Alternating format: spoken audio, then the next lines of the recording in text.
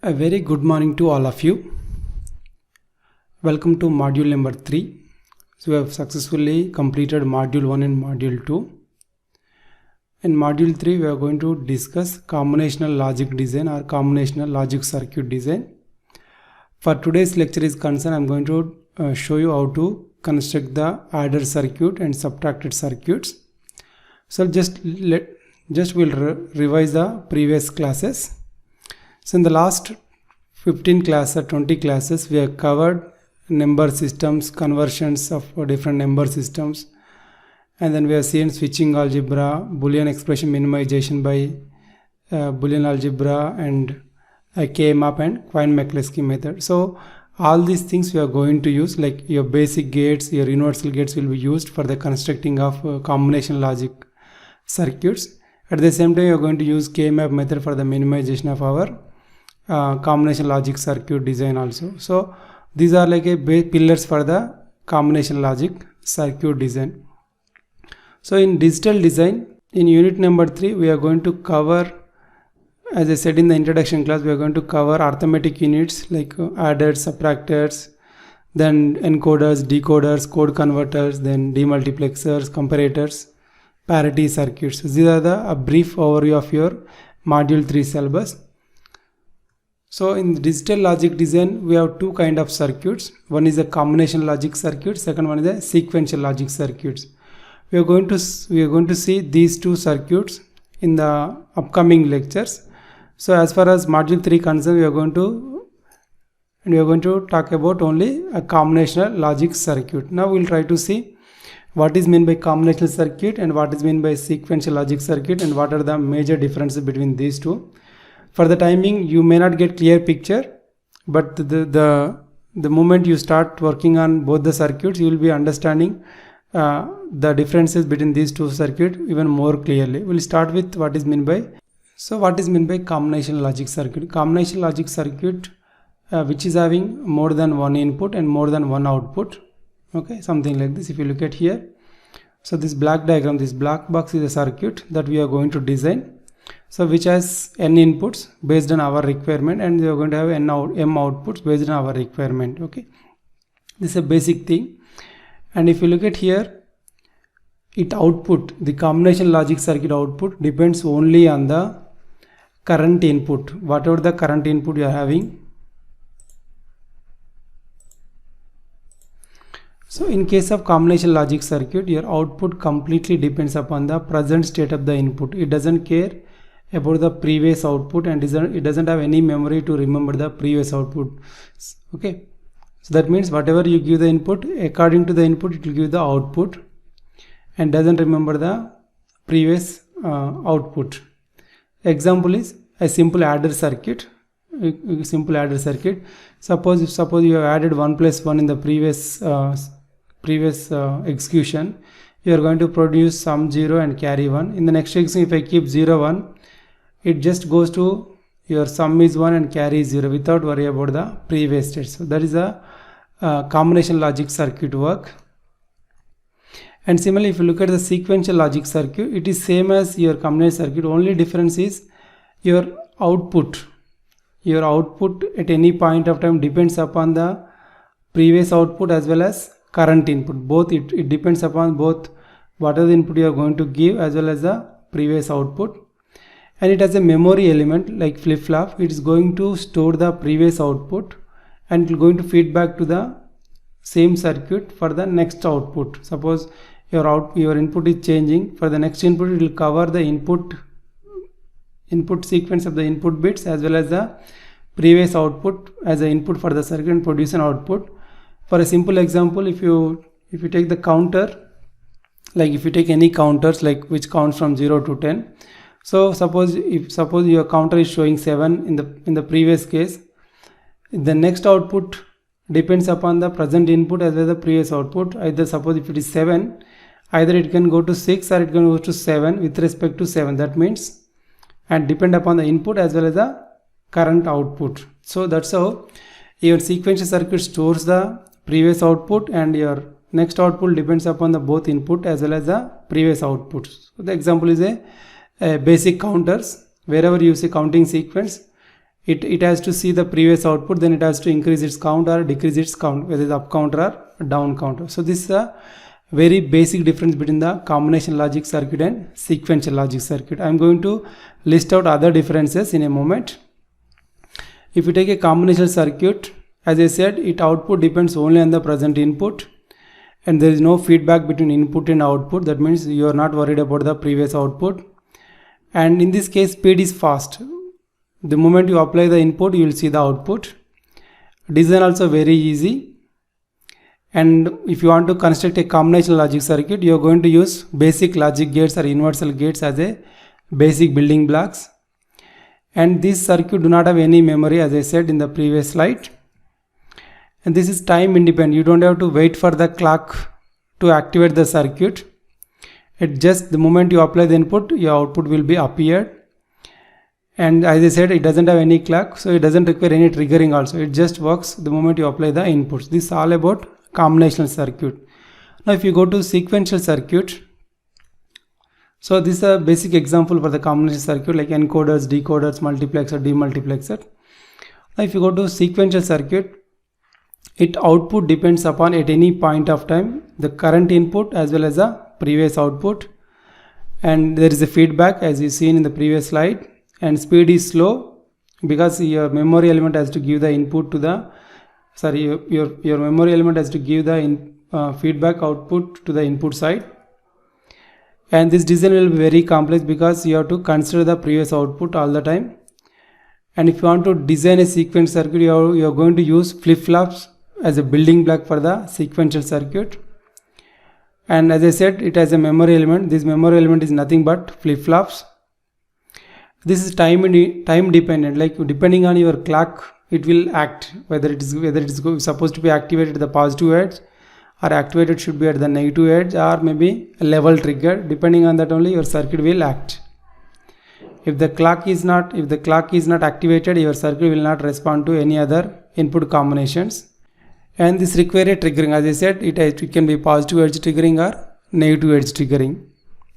And examples are like counters, resistor comes under sequential circuits. This is all about the basic difference between a sequential circuit and a combinational circuit. So as far as today's class concerned, we are going to talk about only a combination logic circuit. So combination logic circuit are classified mainly into three categories. We will see one by one. The first one is arithmetic and logic operations. Arithmetic operations and logic operations. Second one is data transmission related circuits, and third one is code conversion related circuits. When you look at the arithmetic and logic operations, you are going to have adders, subtractors, comparators, and if you consider the logic operation, that means you are going to design a particular logic based on our requirement. Those also comes under arithmetic and logic operation. Now coming to the second case, data transmission. So in case of data transmission, we may require certain circuits like multiplexers, demultiplexers, encoders, decoders. And similarly, in case of code conversion, sometimes we may need to convert the code binary to gray, or gray to binary, or BCD to 7 segment, or binary to BCD, or binary to 7 segment, so on. So these are the combinational logic circuit which we are going to discuss in this particular course. All the content whatever shown in these boxes will be covered in this course. Now for today's lecture we are going to see adders, subtractors and comparators. So before that, you need to know what are the basic procedure you are supposed to follow for design procedure for the combination logic circuit. Now first thing, you have to understand the problem which is stated in the problem, and you are supposed to look for what is the circuit supposed to do, whether it's supposed to do the arithmetic operations, or supposed to do the multiplication, or supposed to do the comparison. Then you need to know how many inputs it really requires and how many output it really requires. Okay, then you should draw a block diagram. Now you have an idea, you are going to design a circuit. This circuit is going to do a certain job. It requires n number of inputs and m number of outputs, and you did in a block diagram. This is the first step you are supposed to do for a combinational logic design circuit. In the second case, you are going to consider your input variables and you have to write the required output. Suppose you are doing a added circuit, you have to write how many input are there. Suppose if you consider you are having A and B, only two inputs, and you are going to add the two number, then you are going to expect sum and carry as output. In that case, for each combination of A and B, you are supposed to write the required output. Once you did it, you fill either truth table or you may fill the K map depending on your requirement, or sometimes you may give special names for the input and output quantities. Once you are done with it, now you decide on which method you are going to implement your circuit. Either you are going to use basic gates, or you are going to use multiplexers or decoders, or you are going to use PLA or ROM or PAL. Once you decide your circuit, like once you decide your basic implementation element, so in our case, we are going to use basic gates like universal gates and other basic gates. Then you use the K-map or use Boolean algebra. You minimize the output expressions. You minimize the output expression. Then you implement that output expression using basic gates and universal gate. So these are the 4 steps which is really required to design a combinational logic circuit. So these 4 steps I am going to explain when I'm going to design one problem in a moment. Then you will get the clear picture what are these 4 steps. Now coming to the today's lecture I'm going to cover arithmetic operations, in which I'm going to show you how to construct a half adder, full adder and half subtractor, full subtractor, a ripple adder or parallel adder, then carry look ahead adder. So these are the content I'm going to discuss now. Now coming to the half adder circuit. Let's start with the half adder.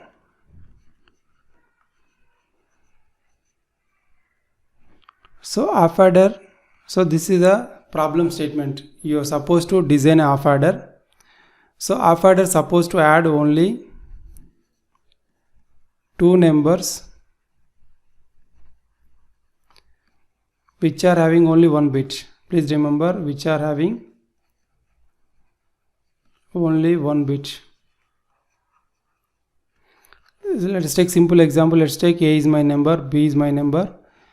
A is having only 1 bit, B is also having only 1 bit. Either it can be 0 or 1 or 1 or 0, anything. So I'm going to add A plus B. I'm going to add A and B. So this operation is called half adder or half addition. We'll see why it is called half addition and all, okay, in a moment. So this is the problem statement. You are going to add 2 1-bit numbers, okay. So that means you are going to have 2 inputs.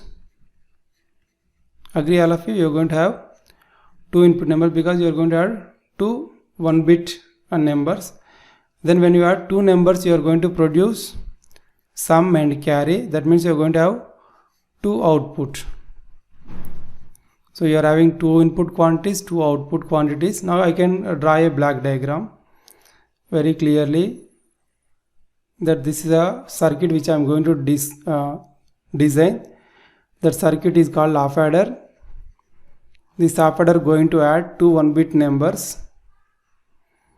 That means you are going to have a input here. It has 2 inputs and 2 outputs. One is sum, one is carry. Now your first phase of your combination logic circuit is over. You defined the problem. You mentioned how many inputs required, how many outputs are required. Okay. Now next step is you have to find out the possible inputs. Okay. You have to write a truth table for the given circuit. So you are having A, B as input and sum and carry as my output. So I am going to take all possible combination of A and B and try to see what is the sum and what is the carry. So if you look at here, A and B I am taking 0 0. When you add 0 0, you are going to produce sum as 0, carry also 0. When I take 0 1, 0 plus 1 will be 1 and carry will be 0. I am going to take 1 0, 1 plus 0 will be 1 and carry will be 0. When I take both 1 1, now your sum will be 0 and carry will be 1. Now you got your circuit behavior truth table. Now I need to design one circuit for sum, one circuit for carry. You are going to design one circuit for sum, one circuit for carry. Before proceeding to the circuit design, let me give the clarification of half adder, why it is called half adder. Let us take a simple example. A, it has two numbers 1 1. Let's take B has 2 bits. Let's take this also 1 1. Now if I use half adder, it will take first 1 and 1 and produce a sum 0 and carry 1. Okay, now in the second step it again add only these 2 bits but not this bit. Your carry is not added. Please remember this, very important. Your carry is not added, only it will again add the some bits and produce a carry here. So that means in half adder, please remember this, very important. In half adder, your carry is not added. Your carry is not added, and moreover it is only 1 bit addition. You don't encounter 2 bits when you use half adder. Okay, if you want to add such case, you are going for a different circuit. So that's why it's called only half adder circuit. Okay, now we'll try to see how to get a circuit for sum and carry outputs. Okay, as I said, you are going to decide whether you want to use multiplexer or demultiplexer, decoder, or basic gates or universal gate. In my case, so this is step 2 is over. Now step 2 is over. Now if I go to step 3, I'm going to decide. I'm going to use basic gates and logic gates, basic and universal gates for my circuit design. So step 3 is over. Now we go to step 4. Step 4, you're going to use K-map to minimize the to get a expression for sum as well as carry. If you look at here, this is a 2 variable Boolean function. That means you're going to have total 4 cells, and first variable is a bar and a, second variable is b and b bar and b. Now this is for, let's say, sum. Let's take one more K-map here. This is for carry.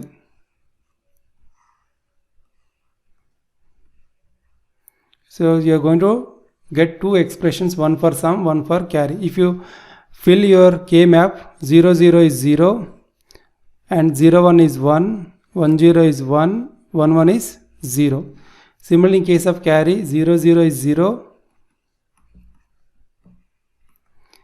and 0 1 is 0, 1 0 also 0, 1 1 is 1. Now you fill the K-map. Now you try to see whether any possibility for the pair formation. You can see both are isolated ones, and this along the diagonal cannot form the pair. Now you can write the expression for output y equals, if you write this is a b bar, this is a b bar. If you take this one, a bar b. So if you look at here, this is equivalent to XOR gate a XOR b. That means a XOR b is called half sum, or you can call it as a general sum in case of half adder. If you look at carry case, it is having only one isolated one. If you take the output y, this will be a and b. So this is a carry output, and this is a sum output. Now you got the expression for your both the outputs. Now you are going to design the circuit using basic gates. This is step number 5. In step number 5, I am going to design. So I can use one XOR gate and one AND gate. So I need to use one XOR gate here and one AND gate here. So I am going to take my A here, and I am going to use one XOR gate and my B here. I am taking one more here and one more. I am going to connect to a AND gate here. Now this is my sum, that is A XOR B, and this is my carry, this is A and B. Now if you look at here, I am going to draw a box here. I am going to draw one box here.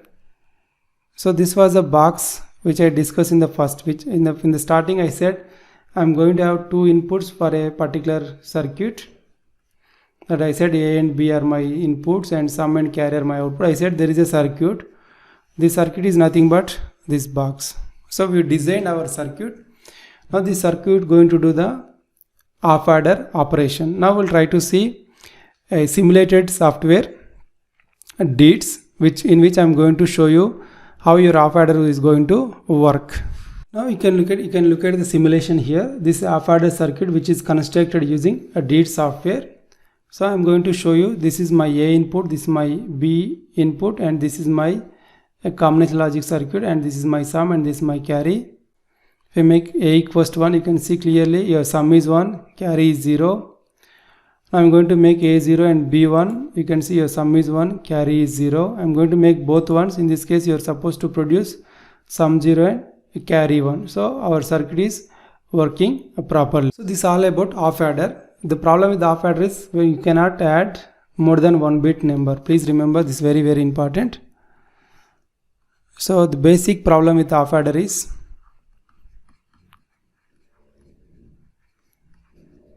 you cannot add more than 1 bit. So in order to add more than 1 bit,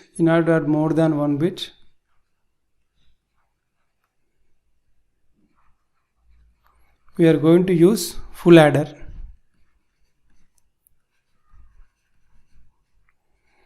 So we are going to use a full adder circuit. Same thing, our description is given. You are supposed to generate a circuit which is supposed to add more than 1 bit number. That means let us take, this is A and this is B. These are the two numbers. Suppose it is having A0, A1, A2. Similarly, a B circuit having B0, B1 and B2. Now I am going to generate a circuit which is supposed to add A and B. So if you consider A and B, you are supposed to add A plus A0, B0 here. And there is a possibility for the carry generation. In the second case, you are supposed to add A1 plus B1 plus carry. And there is a possibility of the carry generation. Then the next case, you are supposed to add A2 plus B2 plus a carry. In the first case, the carry you can take it as 0. Since there is no carry, since it is a starting word, you can always take carry as 0 for the first case. That means if you want to add two numbers which are having more than 1 bit, you are supposed to have total 3 inputs. You are supposed to have 3 inputs. 2 are our number inputs A and B. And third one is a carry generated from the previous addition. Carry generated from previous bit addition.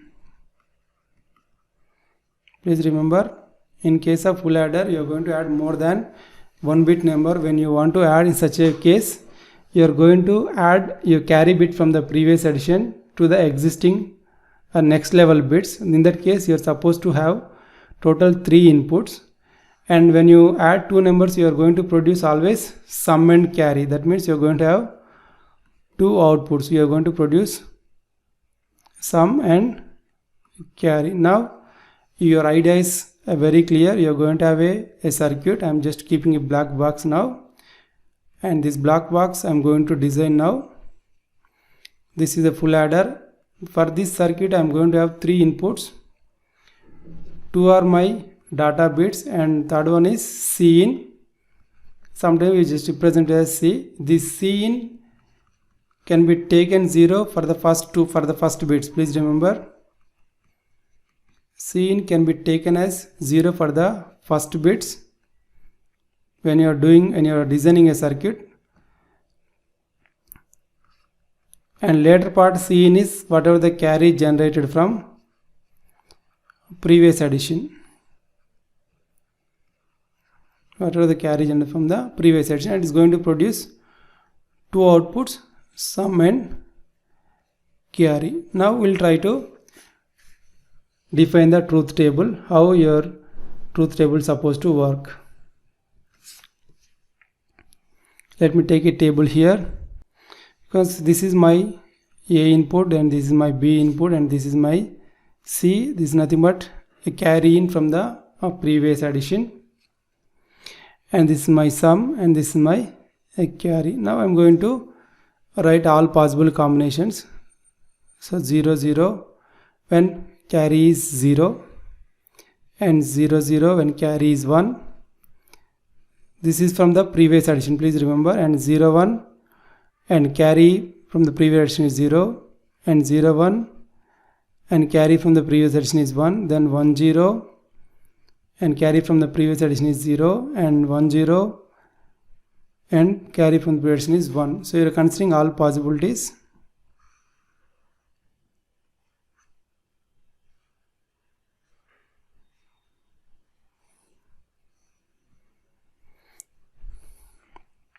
Similarly,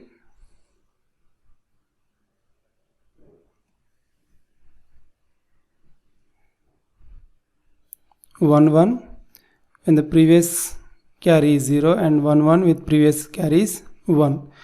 Now you can solve all the puzzle. Now try to see when you add these three zeros, you are going to produce sum 0, carry 0. Let me use another ink. And if you take ABC, 0 plus 0 plus 1, that means sum 1, carry 0, 0 plus 1 plus 0, that means sum 1, carry 0, 0 plus 1 will be 1, 1 plus 1 will be sum 0, carry 1. Similarly, 1 plus 0, 1 plus 0 will be 1, 1 and carry 0. Here 1 plus 0 plus 1 means your sum 0, carry 1. 1 plus 1 will be sum 0, carry 1 plus 0. That means you are having sum 0 and carry 1. And 1 plus 1 will be 1 0, 1 0 plus 1 will be 1 1. That means sum 1 and carry 1. Now you have got your truth table. Now you are supposed to design one circuit for sum, one circuit for carry. So I am going to take a K-map. Since it is a 3 variable K-map, okay, I am going to take 3 variable K-map. And as I said in the previous case, I am going to use basic gates like universal gates for my circuit construction. I am going to minimize expression for sum as well as carry.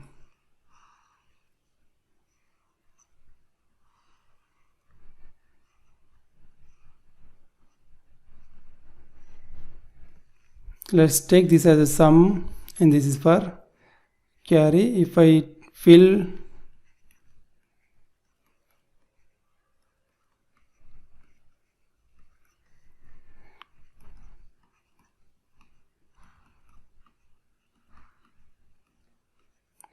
I am going to fill my sum K-map. Sum means if you look at here 0 0 1 then 1 0 and next one will be 1 0 1 0 0 and 1. Now you fill your K-map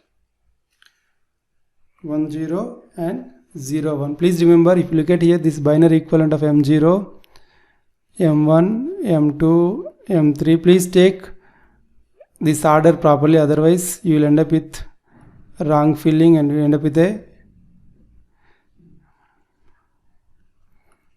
if you look at here, this is all zeros, 0 0 1 0 1 0. That's how I taken my scene so that this order should not get disturbed. Now I can fill directly without any worry. Suppose if you make it zigzag this order, then you are going to have different minterms order here, and accordingly you have to fill your K-map. Now I am going to fill carry 0 0 0 1, then 0 1 1 and 1. Now you can see, if you look at the sum case your ones are along the diagonal. There is no possibility for the pair formation. You are supposed to take all 4 ones are isolated ones and supposed to get an expression. If I write output expression for sum, first will be a bar b bar c, then a bar b c bar. Now I am going to simplify this one. I can write these two as a bar b plus a b bar times c bar as 1. That means considering these two, I taken c bar common, and considering these two I am going to take c common. So it will be a bar b bar plus a b times c. That means you are going to get A exclusive B into C bar plus, if you write this one, this is A XNOR B times C, or you can also write the same thing as A XOR B into C bar plus A XOR B whole bar times C. Now if you assume this is A and this is B, that means A into B bar plus A bar into B. So I can write it as A exclusive B exclusive C. This is my sum output. So I can take two XOR gate to produce my sum gate. Now we are going to see a carry, how we are going to get the carry term. So if I write for carry term, so again now we have a possibility for the pair formation. So I can form one pair this way, one pair this way, and one pair this way. So all the three are essential prime implicant. This means this one cannot be covered, this one also not covered, this one also not covered. So you're going to write output expression as, if you consider this one AB, if you consider these two, and if you consider these two, if you consider these two AB, and if you consider these two will be AC, and if you consider these two will be BC, that means AB plus BC plus AC is your carry term. So the same carry can be expressed in a different way if you choose your order slightly a different fashion. So I'm going to choose an alternate way also. So this is one way of doing it. There is another alternate way I'm going to show you. This will be useful when you want to minimize your circuit. Now I'm going to write individual terms for the each min term by considering isolated ones. So if I take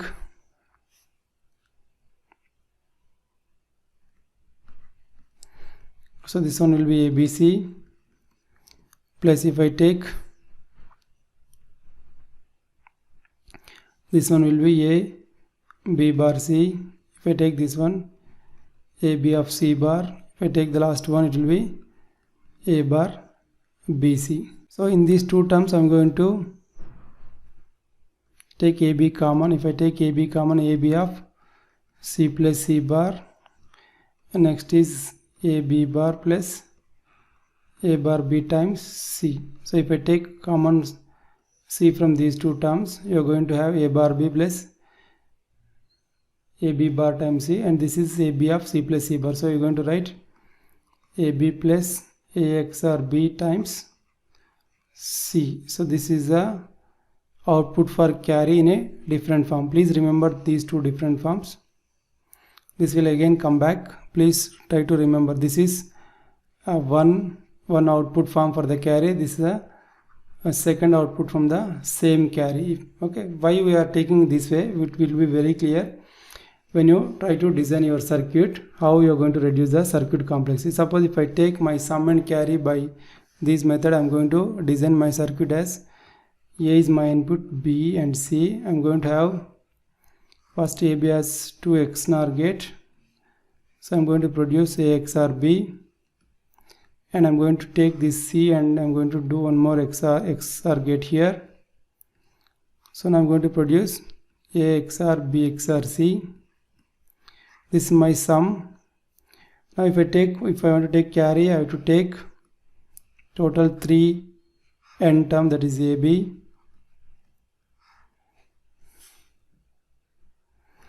Then I am going to take BC.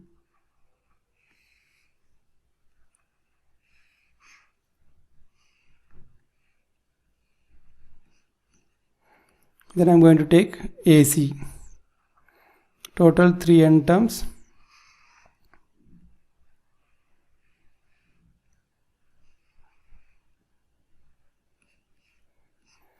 Yes, I am going to add with one 3 input OR gate.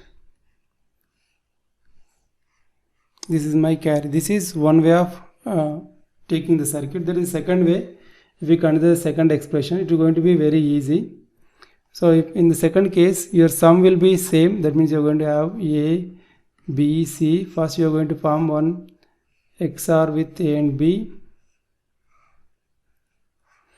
Then you are going to form one more XOR with. So you are going to end up with your sum term here. A XOR B XOR C. Now if you consider this case, now I can take AB from here.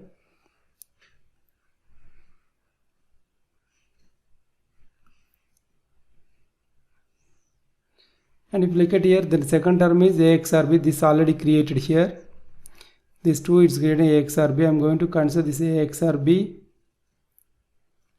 with C.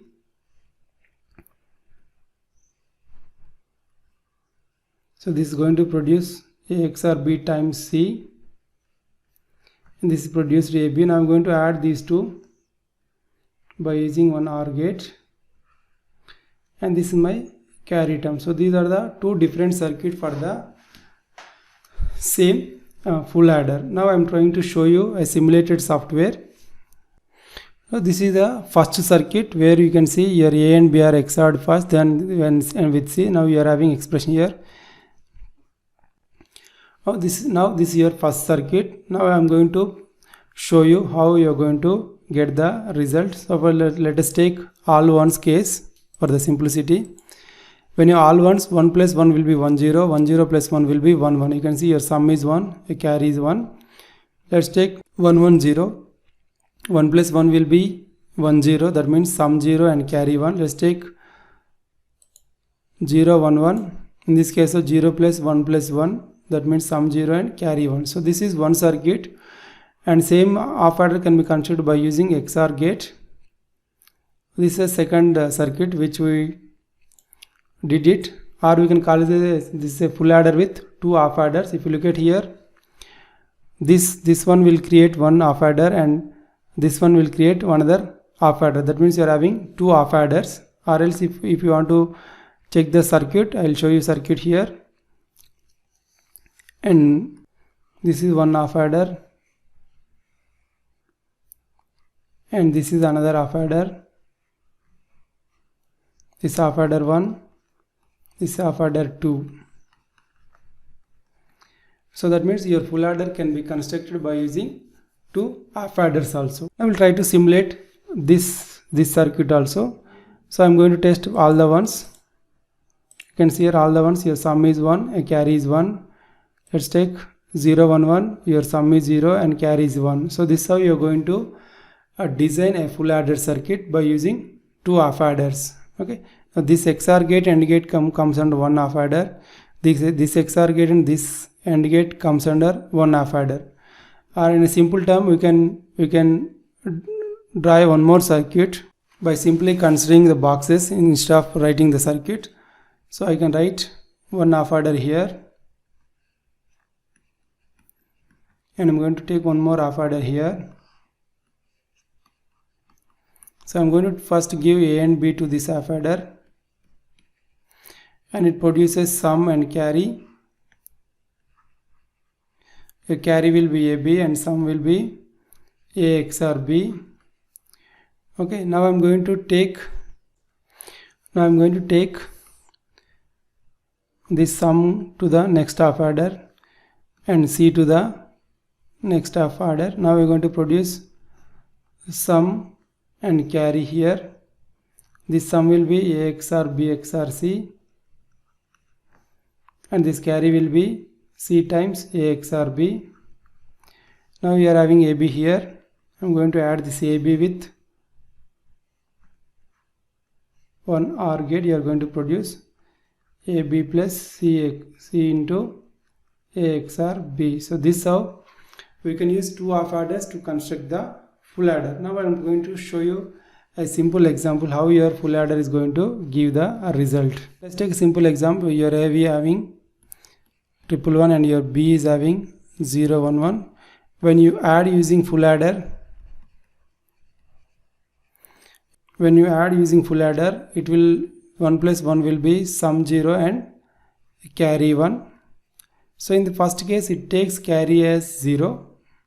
In the second case, you are going to have 1 plus 1 will be 1 0, 1 0 plus 1 will be 1 1. That means sum will takes here and carry goes to the next addition. So it will be 1 plus 0 will be 1, 1 plus 1 will be 1 0. So this is how you half adder going to produce the output. Now I am going to show you how you are going to construct the parallel ladder. Okay, so this parallel ladder will be useful when you want to add two numbers which are having more than one bit. Suppose I am having my A bit as 1 0 1 1 and B bit as 0 1 1 0. So if I add, this will be this will be 1 plus 1 will be 0 with a carry 1 plus 1 will be 0 with a carry 1 plus 1 will be 0 with a carry 1. So this is my sum after addition of A plus B. Now I am going to design a circuit for this parallel addition. So what I am going to do is I am going to take one full adder for these two bits. So one full adder for this, one full adder for this, and one full adder for this, and one full adder for this. Means so number of full adders will be equivalent to number of bits you are going to add. Number of bits you are going to add. So in this case, a 4-bit addition requires 4 full adders. Similarly, n-bit addition require n full adders. Please remember this very important statement. Should be you should remember this one. Any number of bits require the same number, n number of bits require n full adders for their addition. Now let's take a simple full adder block diagram. So this is my full adder block diagram. So full adder has 3 inputs, A, B and C in. A, B and C in. I am going to produce sum and carry. Now I am going to keep 4 full adders here. Add for the 4-bit addition. Please check it carefully. I am going to take 4 full adders this time.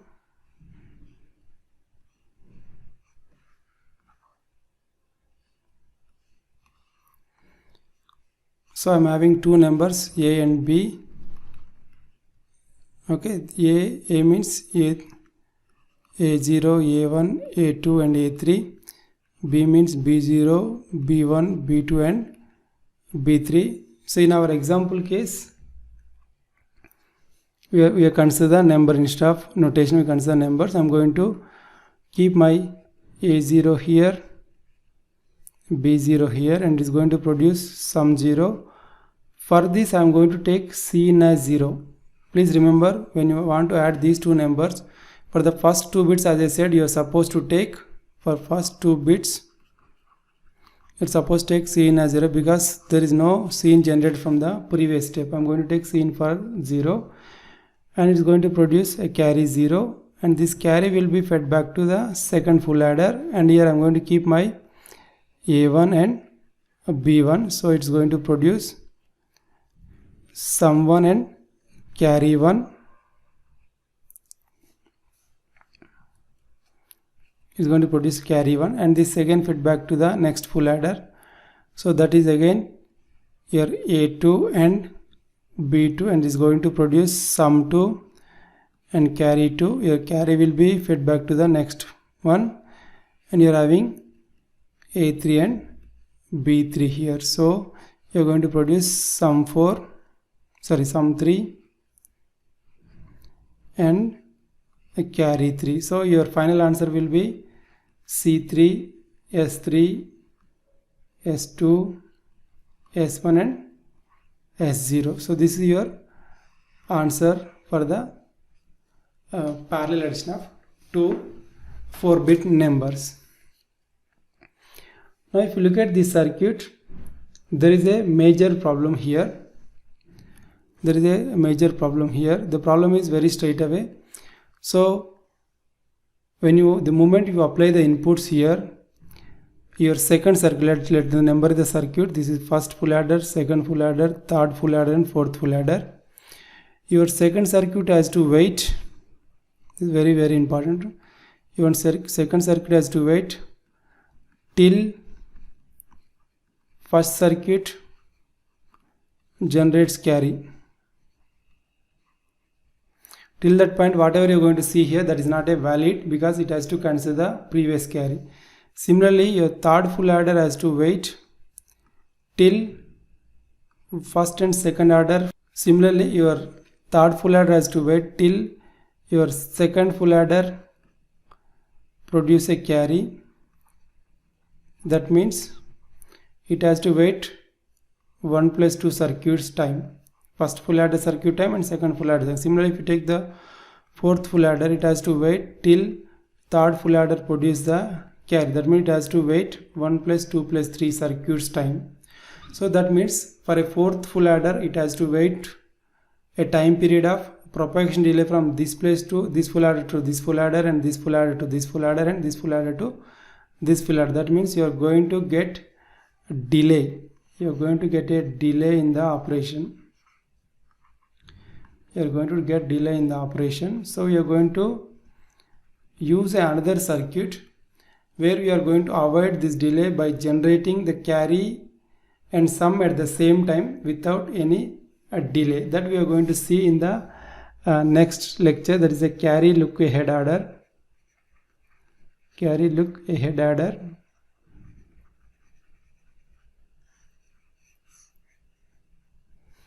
Okay, so for the time being, you remember that when you use normal parallel adder, your carry generation create a delay from one full adder to other full adder. If you are having n full adders, it has to wait all the full adders create a carry. And if you look at here, your carry is repealing through these two here, and then these two here, then these two here. That means you can also call this as a repeal adder. Your repeal also move from one place to other place in the same fashion. Here also your carry is moving from these two here, and then these two here, and these two here.